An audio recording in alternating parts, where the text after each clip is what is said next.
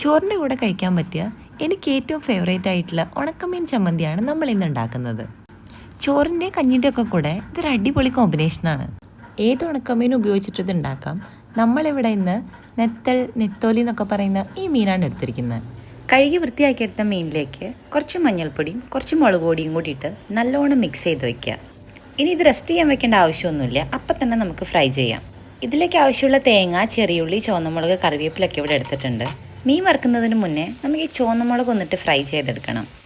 പിന്നെ എണ്ണയിലേക്ക് മീനൊക്കെ ഓരോന്നായിട്ട് നല്ലോണം ഫ്രൈ ചെയ്തെടുക്കുക. കുറച്ചൊന്ന് കുക്കായി കഴിയുമ്പം തന്നെ മീനെല്ലാം ഇളക്കി മിക്സ് ചെയ്യുക. അപ്പോൾ ഇതിൻ്റെ എല്ലാ സൈഡും നല്ല വൃത്തിക്ക് മുരിഞ്ഞ് കിട്ടും. ഇത് ചൂടോടെ മിക്സിയിലിട്ട് അടിക്കരുത്, തണിയാൻ വേണ്ടി മാറ്റി വയ്ക്കുക. തണിഞ്ഞ് കഴിയുമ്പോൾ മിക്സീൻ്റെ ജാറിലേക്ക് ആദ്യം ഈ മീനിട്ട് കൊടുക്കുക. പിന്നെ ചെറിയുള്ളി, വറുത്ത് വെച്ചിരിക്കുന്ന മുളക്, കറിവേപ്പില.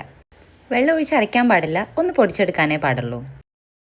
ഇതെല്ലാം പൊടിച്ചെടുത്ത് കഴിയുമ്പോൾ നമുക്ക് ഈ മിക്സീൻ്റെ ജാറിലേക്ക് ഇതിനാവശ്യമായിട്ടുള്ള തേങ്ങ ഇട്ട് കൊടുക്കാം. തേങ്ങയും കൂടി ചേർത്തിട്ട് ഒരു 1-2 വട്ടം ഒന്ന് കറക്കിയെടുത്താൽ നമ്മുടെ ചമ്മന്തി ഇവിടെ റെഡിയായി.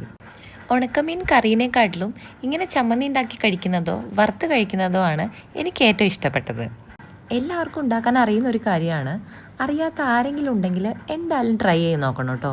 ഈ വീഡിയോ ഇഷ്ടമായ ചാനൽ ഒന്ന് സബ്സ്ക്രൈബ് ചെയ്ത് സപ്പോർട്ട് ചെയ്യാൻ മറക്കല്ലേ.